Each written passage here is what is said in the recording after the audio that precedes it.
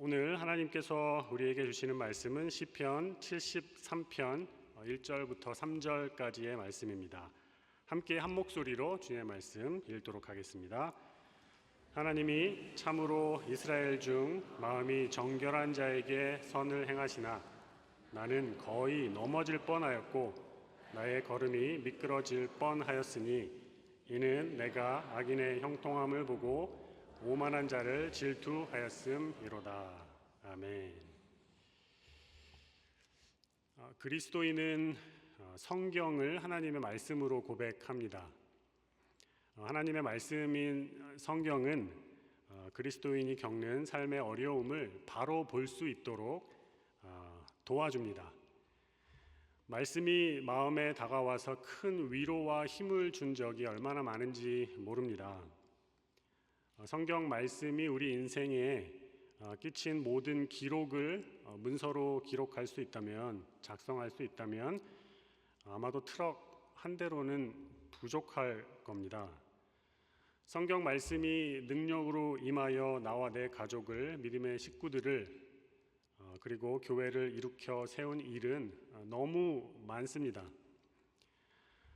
트럭 위에 차고 넘치는 증거가 있음에도 불구하고, 그런데요, 성경 말씀이 지금 우리 마음에 위로가 되고 힘이 되는가 물어보면 머뭇거리게 됩니다. 우리 인생이 어떤 상황과 처지에 있느냐에 따라서 성경 말씀을 향한 우리의 모습은 흔들거리거나 좌우로 치우치는 부분이 있습니다. 땅에 매여서 사는 사람들이어서 땅의 일이 우리의 발목을 붙듭니다. 흔들어댑니다. 땅 위에 발걸음이 비교적 수월할 때에는 성경을 보고 그 말씀을 마음으로 받아들이는 것이 수월합니다. 하지만 그렇지 않은 경우에 성경 말씀이 그래도 하나님의 말씀으로 우리에게 다가오는가? 꼭 그렇지가 않습니다. 마주하고 있는 상황이 나아질 기미가 보이지 않고 더 나빠지면 마음이 상합니다. 좋지 않은 이 상황이 더 오래 지속이 되면 힘이 빠지고 갑작스러운 사건과 사고를 경험하게 되면 진짜 힘듭니다. 성경에 나오는 오병이어 그 현장에 있었던 사람들이, 기적을 경험한 사람들이 어떻게 해서 나중에 예수님을 모함하고 십자가에 못 박는데 동참할 수 있었을까 의문이 들었던 적이 있습니다. 그러다가 너무 이해가 되는 한 가지 사실이 있었습니다. 오늘 기적을 경험하여 한 끼를 잘 먹게 되어도 내일의 배고픔이 기다리고 있습니다. 정말 점심 한 끼를 너무너무 잘 먹었습니다. 그래서 저녁을 먹지 않아도 됩니다. 자고 일어났더니 여전히 배가 고프지 않습니다. 아침도 넘겼습니다. 그런데 점심이 되면 배가 고픕니다. 여지없이 배가 고픈 이 모습은 왜 맨날 이렇게 배가 고플까? 이런 생각이 들게 하는데요. 기적을 경험하는 인생, 심지어 오병이어를 경험했다 하더라도 다음날 다시 배가 고플 때 그 배고픔이 해결되지 않으면 시험에 들 수 있는 확률이 높아집니다. 홍해가 갈라지는 것을 보고 그 길을 건넜던 사람들이 광야로 들어가서 며칠이 안 되어 마실 물이 없다고 불평하는 모습을 우리가 보게 됩니다. 이것이 인생을 살아가는 우리의 모습이 아닐 수 없습니다. 그래서 우리는 우리의 믿음을 자신할 수가 없습니다. 하나님 말씀인 성경이 우리 손 안에 있어도 그렇습니다. 저쪽에 믿음의 기록을 한 트럭 정도로 채워놓은 문서들이 있어도 마음이 상해 있으면 그것은 과거의 일이라고 말하게 됩니다. 지금 눈앞에 있는 배고픔이 너무 크게 다가오기 때문입니다. 영적으로 봤을 때 이것은 어린아이 같은 신앙을 가지고 있는 사람들의 문제일까요? 질문을 한번 해봅니다. 그렇지는 않은 것 같습니다. 우리가 육신을 입고 살아가는 인간이기 때문에 공감이 정말 됩니다. 오랜 시간 간절히 기도했는데 기도 응답이 되지 않습니다. 자녀의 배우자를 위하여 그리고 사랑하는 가족 구성원을 위하여 기도를 정말 열심히 했는데 응답되지 않아요. 기도가 응답되지 않고 심지어 거절되었다라는 것을 느낄 때 하나님이 계시기는 한 거야? 이런 느낌이 듭니다. 이때 이거 어떻게 해결해야 하나요? 상상하지 못했던 갑작스러운 고난이 발생하면 그때는 또 어떤가요? 성경에 나오는 나오미라는 여인이 있습니다. 잘 아시죠? 나오미의 인생이 정말 힘들었습니다. 고향을 떠나서 타지에서 남편과 살았는데 한순간에 남편이 죽고 두 아들이 동시에 죽었습니다. 이방의 며느리들만 남았습니다. 성경을 보면 아름다운 이야기로 마무리가 되지만 과정마다 인생의 코너마다 말과 언어가 다른 며느리와 얼마나 힘들었을까 상상해 보게 됩니다. 동남아에서 오신 여성분들과 이제 결혼한 아들 사이에서 시어머니와 벌어지는 일들을 매체를 통해서 본 적이 있는데요. 진짜 쉽지 않습니다. 나오미는 그녀 자신의 인생이 괴로운 것은 물론이거니와 하나님 정말 나한테 왜 이래요? 신앙이 해결되지 않은 문제로 인하여서 아픔을 지니고 살아가는 여인이었습니다. 나오미가 자신의 힘든 상황 속에서 말합니다. 여호와께서 나를 징벌하셨고 전능자가 나를 괴롭게 하셨거늘. 룻기에 나오는 내용입니다. 고통의 원인을 하나님께 돌립니다. 하나님께 깊은 상처를 받은 겁니다. 모든 것을 하실 수 있는 하나님, 왜 나에게 이러시는가? 해결이 되지 않습니다. 이런 일은 성경에만 나타나지 않습니다. 우리에게도 발생합니다. 이때 이 문제 어떻게 해결해야 하나요? 거의 미끄러질 뻔한 상황은 아닌가 생각이 듭니다. 오늘 시편 73편은 여기에서 한 걸음 더 나아갑니다. 하나님께서 하시는 일이 하나님의 원칙인 공평과 정의에 따라서 움직이지 않습니다. 정작 시편 73편의 시인을 비롯해서 착하고 성실한 그리스도인들이 하나님의 뜻대로 살려고 하는데 하나님께서 그렇게 일하시지 않습니다. 그렇게 보입니다. 왜 인생은 그리고 세상의 역사는 그토록 악인이 득세하는가 고민하게 됩니다. 어찌하여 선하고 의롭게 살아가려는 사람들이 고난을 당하는 쪽으로 일이 진행이 되는지 매우 의문이 듭니다. 악인이 의인을 지배하는 것이 당연하며 의인을 괴롭히고 의인이 고난 중에 죽어가고 왜 역사의 부조리는 계속해서 이런 식으로 흘러가는가 애간장이 타들어갑니다. 이때 우리는 어떻게 행동하고 또 받아들여야 하나요?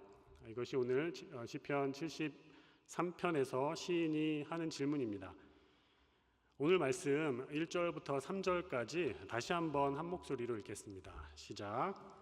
하나님이 참으로 이스라엘 중 마음이 정결한 자에게 선을 행하시나 나는 거의 넘어질 뻔하였고 나의 걸음이 미끄러질 뻔하였으니 이는 내가 악인의 형통함을 보고 오만한 자를 질투하였음이로다. 여기 보시면 시인이요, 악인이 형통한 일로 그리고 오만한 자를 질투함으로 실족할 뻔했다라는 말을 합니다. 나는 거의 넘어질 뻔하였고 나의 걸음이 미끄러질 뻔하였다. 시인의 고백입니다. 성경을 가지고 계신 분들은 성경을 좀 펴주시기를 바라고요. 73편을 조금 보도록 하겠습니다. 왜 시인은 그런 이야기를 하는가 한번 성경을 보겠습니다. 4절 보시면은요, 이제 제가 읽어 가도록 하겠습니다. 이렇게 되어 있습니다. 그들은 죽을 때에도 고통이 없고 그 힘이 강건하며, 이렇게 되어 있습니다. 죽을 때에도 강건하다. 아마도 죽기 직전까지 강건했을 겁니다. 그리고 죽음을 마주하는 순간에도 웰 다잉이라고 하죠. 아마도 평안한 죽음을 맞이했을 것 같습니다. 자, 5절로 넘어가서 보십니다. 사람들이 당하는 고난이 그들에게는 없고 사람들이 당하는 재앙도 그들에게는 없나니, 이렇게 되어 있습니다. 고난도 없고 재앙도 없다고 합니다. 잘 죽는 것을 넘어서 너무 잘 살아요. 웰빙입니다. 사람들이 부러워하는 모습을 악인들이 다 가지고 있다라고 합니다. 7절 넘어가서도 보십시오. 살찜으로 그들의 눈이 솟아나며 그들의 소득은 마음의 소원보다 많으며, 이렇게 되어 있습니다. 조금 해학적인 표현입니다. 잘 먹어서 아마 살이 찐 것 같은데 눈도 솟아났다고 합니다. 그들의 소득이 마음의 소원보다 많아서 뭔가 좀 굉장히 풍족해지고 있는 것 같아요. 경제적인 부족함이 없이 진짜 남들이 부러워하는 삶이라고 표현을 한번 해보겠습니다. 자, 9절 보시면은 더 해학적으로 표현이 되어 있습니다. 이렇게 되어 있습니다. 그들의 입은 하늘에 두고 그들의 혀는 땅에 두루 다니도다. 하늘과 땅에, 하늘에는 입이 있고 땅에는 혀가 있습니다. 그만큼 입을 크게 열어서 말하는 것이 많고 종일토록 웃고 떠드는가 의문이 드는데요. 11절로 넘어가니 이해가 됩니다. 11절에 이렇게 되어 있습니다. 말하기를 하나님이 어찌할랴 지존자에게 지식이 있으랴 하는도다. 과연 입이 하늘에 있고 땅에 혀가 떨어져 있습니다. 하나님이 뭘 아십니까? 지존자에게 지식이 있습니까?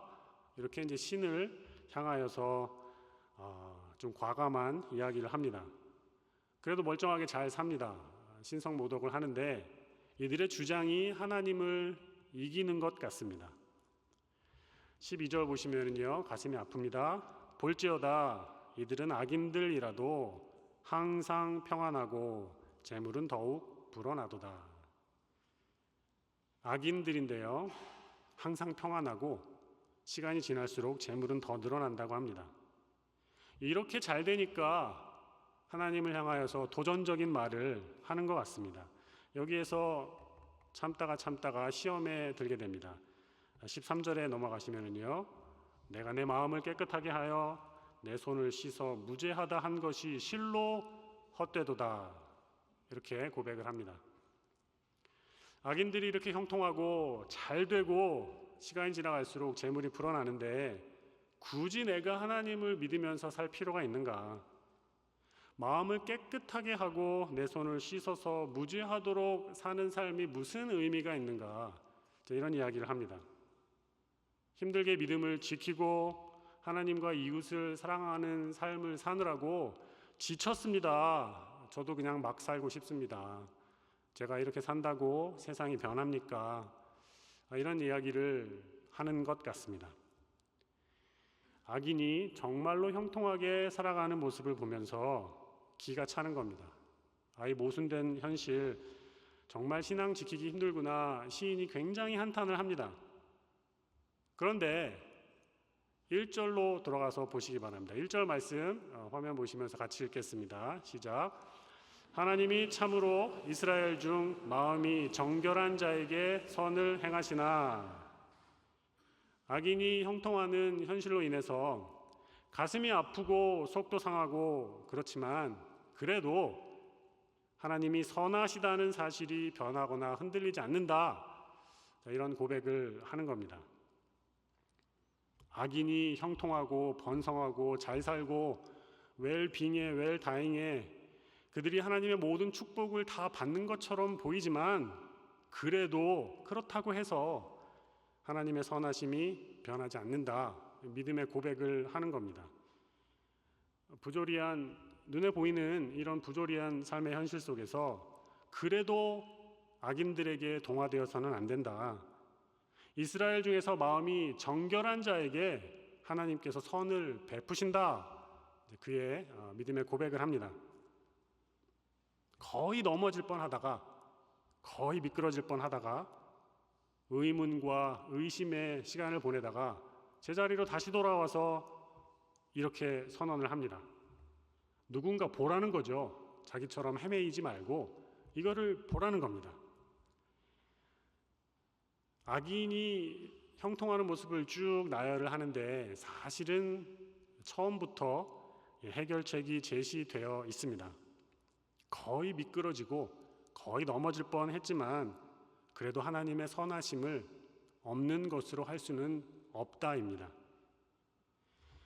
인생을 살아갈 때 속이 상하고 마음이 답답한 현실을 마주할 때가 참 많죠.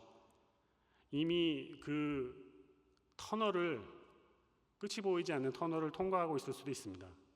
그런데 오늘 시편의 말씀을 통하여서 눈에 보이는 것들을 어쩌면 다시 새롭게 해야 할 것 같은 느낌이 있습니다.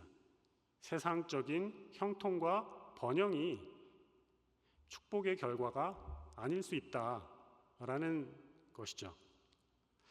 형통에 대하여 생각을 해봅니다. 형통이 뭐냐? 그래서 성경에서 형통의 대명사로 나와 있는 사람이 한 명 있는데요. 요셉입니다.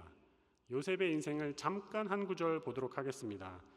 창세기 39장 2절의 말씀입니다. 함께 읽겠습니다. 시작. 여호와께서 요셉과 함께 하심으로 그가 형통한 자가 되어 그의 주인 애굽 사람의 집에 있으니. 성경은 아주 명확하게 단언합니다. 요셉이 형통한 사람이다. 하나님이 요셉과 함께 하신다. 이것으로 그에 대한 평가가 거의 압축되어 있습니다. 요셉은 형통한 사람입니다. 그런데 이 짧은 문장 바로 뒤에 보시면 요셉이 그의 주인 애굽 사람 집에 있으니 이 문구가 추가되어 있습니다. 요셉이 그의 주인 애굽 사람 집에 있을 때 무슨 일이 일어났는지 우리가 알고 있습니다. 범상치 않게 일을 참 잘해서 주인이 신뢰를 하죠. 다 요셉에게 맡깁니다. 그런데 그의 선함과 진실함에도 불구하고 모함을 받고 누명을 써서 감옥에 갇힙니다. 그리고 그 이전에 요셉은 형들 때문에 죽을 뻔했습니다. 배신을 받고 버림을 받았습니다. 그리고 이미 죽은 것이나 다름없습니다. 노예입니다. 이런 그를 향하여서 성경은 단언합니다. 요셉은 형통한 사람이다. 그래서 묵상해 봅니다. 잠시 인생의 한 코너에 멈춰서 이것이 인생의 전부로 생각할 것이 아니라 인생 전체를 봐야 한다는 거죠. 요셉의 결국을 우리가 다 알고 있습니다. 처음부터 끝까지 다 살펴보고 나니 요셉은 형통한 사람이 맞습니다. 요셉을 통하여서 이스라엘 전체가 구원을 받습니다. 이스라엘 백성들이 큰 민족을 이루는데 결정적인 역할을 요셉이 합니다. 막힌 것이 뚫려버리는 역사가 일어나고 담장을 넘어 뻗어나가는 가지가 됩니다. 요셉은 죽을 뻔한 고난을 겪고 감옥에 갇히고 모함을 받고 모진 어려움을 많이 겪습니다. 그래도 그가 승자입니다. 그를 통해 하나님의 구원이 이루어집니다. 요셉이 형통한 자라는 사실에 대하여 우리들 전부가 아마 이 일을 제기하지는 않을 겁니다. 그러면 시편 오늘 73편 3절에서 내가 악인의 형통함을 보고 오만한 자를 질투하였다 이렇게 말하는데요. 여기서 시인이 말하는 악인의 형통함은 무엇일까 묵상해 보게 됩니다. 의인이 형통해야 되는 게 맞죠. 그런데 악인이 형통합니다. 그런데 혹시 세상적인 관점 그대로의 형통을 여기에 적용한 것이 아닐까 한번 질문해 보게 됩니다. 시인이 어려움을 당했던 것은 이거 의인에게 있어야 되는데 왜 악인들이 이런 거를 누리는가? 당연히 의인의 몫이어야 하는데 왜 악인이 이것을 누리고 있는가? 신앙의 회의에 빠지게 되는데요. 하나님이 의인에게 선을 행하신다고 의인이 반드시 세상적인 의미에서의 형통과 번영을 누리는 것이 아닙니다. 요셉이 그렇습니다. 요셉은 형통한 사람입니다. 그런데 그의 모습은 때로 재앙을 당하는 것으로, 아침마다 징계를 받는 것으로 나타났습니다. 아침에 눈을 떠보니 감옥입니다.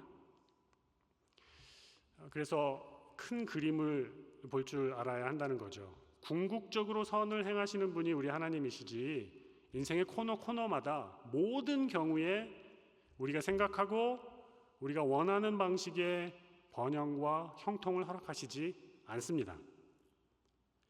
갑작스러운 번영과 형통을 오히려 경험하면 좋지 않은 결과로 이어지는 경우가 너무 많습니다. 복권에 당첨되어서 천문학적인 금액의 돈을 갑자기 지니게 되면 마지막이 다 좋지 않습니다. 악인들의 형통과 번영이 이와 같지 않을까 묵상해 보게 됩니다. 사실은 하나님께서 그들을 그렇게 내어 버려두신 거죠. 악을 행해도 너무너무 잘 살아요. 그러나 그것은 한때입니다. 그들의 멸망이 이를 때까지 하나님께서 그냥 방치해 두시는 겁니다. 그냥 내어버려 두시는 겁니다. 죄악이 관영할 때까지, 죄악이 더 크게 찰 때까지 기다리시는 거죠. 그 사이에 악인들은 온갖 악행을 저지르며 모으고 누리고 세상의 좋은 것들을 다 경험합니다. 일시적으로, 혹은 여기가 좀 어렵긴 한데요, 죽을 때까지 형통을 맛보기도 합니다. 이게 참 시인의 마음을 힘들게 했던 것 같습니다. 자, 그런데 믿음의 눈으로 저는 말씀드립니다. 여기가 중요한 포인트입니다. 의인이 악인의 형통을 보면서 가슴 아파하는 그때, 악인들도 자신들이 최종적인 승리를 거두었다고 자만하는 그때, 의인들의 애통함을 바라보면서 그거 봐라, 우리가 이겼지, 승리가 자신들의 것이다 라고 환호하는 그때 악인들의 마음에는 회개할 수 있는 기회가 완전히 사라집니다. 회개할 마음이 이미 없었는데 1 정도 남아있던 것도 완전히 사라지게 됩니다. 자신들이 잘못한 것을 돌아보면서 회개할 수 있는 가능성이 전혀 없어진 상태의 형통이 좋은 것인가 생각을 해봅니다. 오히려 멸망하도록 지름길이 열린 것이다라는 생각을 해보게 됩니다. 회개의 기회가 사라졌으니 돌이킬 수 있는 마지막 열차는 떠났습니다. 그렇게 악이 관영하도록 하나님께서 내어버리시다가 한순간에 손을 들어서 치십니다. 그럼 끝입니다. 이것을 종말론적인 관점에서 이렇게 보실 수 있는데요, 실제로 우리 인생에서 우리가 보는 것은요, 악한 행위로서 얻은 형통은 행위 그대로 언젠가는 그대로 받게 되어 있다는 겁니다. 콩 심은 데 콩 나고 팥 심은 데 팥 난다는 것을 저희가 잘 알고 있는데요, 악한 행위는 더 악한 행위를 불러일으키게 되어 있습니다. 원한이 사무치는 일을 해야 큰 이익을 보게 되고, 그래야 단기간에 성공합니다. 정상적인 방법으로 얻어지지 않는 것이 거대한 이익입니다. 악인들은 잘못된 방법으로 반드시 일을 이렇게 처리할 텐데, 그때 누군가는 피해를 입고 보복과 앙심을 품게 됩니다. 사람들의 마음에 상처를 주면 안 되거든요. 사람들의 눈에서 피눈물 흐르게 해서는 안 됩니다. 그거 다 돌아옵니다. 한 세대, 아니요, 한 2세대 정도까지는 악행으로 얻은 이익을, 번영과 형통을 누릴 수 있을지 모르겠습니다. 그렇게 살다가, 계속 살다가 3세대 넘어가면 거의 대부분 망하는 것 같습니다. 이게 역사를 통해서 배울 수 있는 교훈인데요, 열왕들의 이야기, 나라들의 역사를 보시면 무력으로, 악한 방법으로 얻은 정권은 오래가지 못합니다. 쿠데타를 일으킨 무신 정권은 길어야 몇 세대, 몇십 년, 2, 3년 안에 망하는 경우도 참 많습니다. 악한 사람들이 사용했던 그 방법을 누군가 보고 있다가 그대로 하거나 더 악한 방법으로 보복을 합니다. 그러니까 악인들이 자신의 이익을 위하여 번영과 형통을 위하여 수단 방법 가리지 않고 사용하는 것은 하나님 그대로 두십니다. 그대로 두시는 바람에 번영과 형통을 맛보기도 합니다. 죄악이 관영할 때까지 기다리신 다음 망하게 하실 겁니다. 저는 믿습니다. 성경에 소돔과 고모라가 있습니다. 바벨론의 포로 생활도 70년이었습니다. 영원할 것 같았는데 영원 무궁하지 않고 바벨론이 갑자기 망했습니다. 그러니 조금 더 긴 안목으로 기다리실 수 있기를 바랍니다. 그리고 우리가 100세 시대를 살아가잖아요. 1, 20년 살고 말 것이 아닙니다. 길게 우리가 살게 될 건데 우리가 살아있는 생전에 악인들이 망하는 거 보시게 될 날이 있을 겁니다. 바벨론이 70년이었거든요. 바벨론이 상징하는 거 우리 눈앞에서 망하는 일이 있을 겁니다. 그러니 조금 더 기다리고 조금 더 인내하실 수 있는 그런 모습이 우리에게 있어야 하겠습니다. 주님께서 악인들이 환호하는 그 순간에도 일하고 계십니다. 그리고 하나님께서 마음이 정결한 자에게 선을 행하신다 시인이 고백하고 있습니다. 이 분명한 확신 안에 우리가 우선적으로 거해야 됩니다. 수많은 그리스도인들이 악인들의 형통과 번영을 보고 신앙적인 갈등을 하다가 믿음을 잃어버리는 일이 참 많습니다. 악인들이 죄를 참 많이 짓는데 부끄러워하지도 않고 뻔뻔하게 얼굴 들고 다니는 것을 보면서 화가 나고 분노가 일고 질투심도 나고 거의 넘어질 뻔합니다. 여기서 한 번 더 묻습니다. 악인들이 누리는 형통과 번영을 혹시 우리도 누리고 싶은 거 아닌가요? 저거 우리도 하고 싶은 것이 아닌가 이 질문을 한번 드려봅니다. 나도 막 살고 싶고 나도 저렇게 살고 싶고 하나님도 이겨가며 악인들의 형통을 부러워하고 배아파하는 것은 어쩌면 우리도 정말로 누리고 싶은 것이 그런 것이 아닐까 이런 질문을 한번 해봅니다. 그거 다 내려놓으실 수 있기를 바랍니다. 거기에 시선 가 있으면 하나님의 존재에 대하여 의심하게 되고 회의에 빠집니다. 내가 원하는 것이 있는데 기도했는데 들어주시지 않아요. 그러면 신앙 버리게 됩니다. 신앙의 갈등을 단계로 올라가다가 막혀버려서 넘어진 사람 정말 많습니다. 그런데요, 진실된 그리스도인이라면 악인들이 하는 행동을 따라하거나 쫓아가면 이게 신기한 일인데요, 탈이 납니다. 금방 아니다 싶을 겁니다.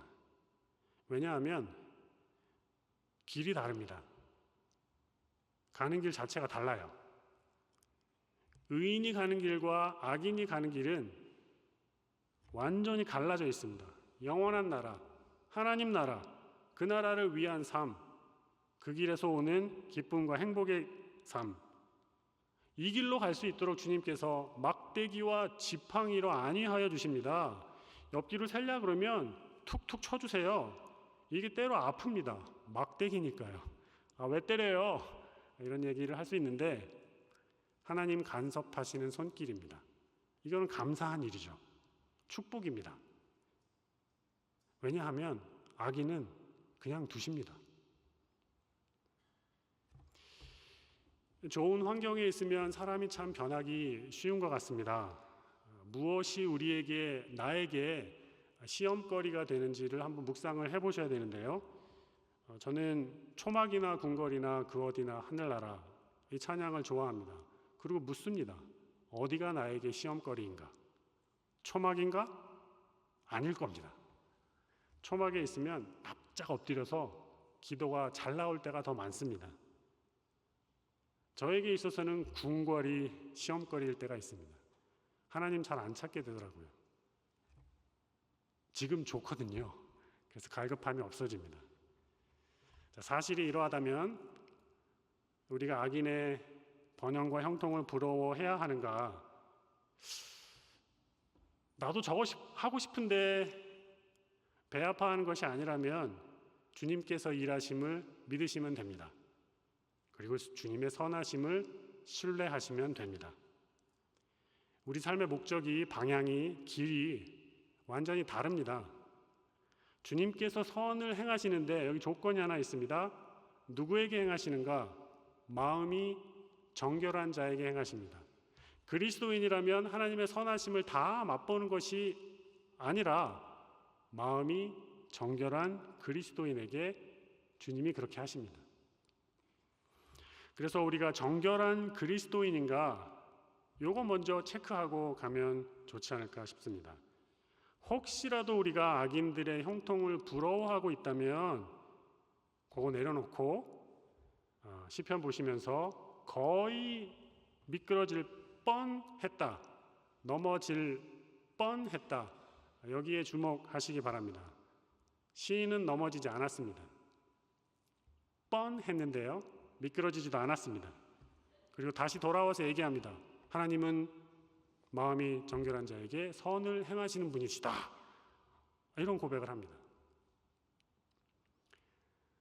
축구선수 마라도나가 있는데요, 수비수랑 막 경합을 하다가 월드컵에서 우승할 때요, 넘어질 듯 미끄러질 듯 하다가 수비수는 넘어지고 마라도나는 안 넘어집니다.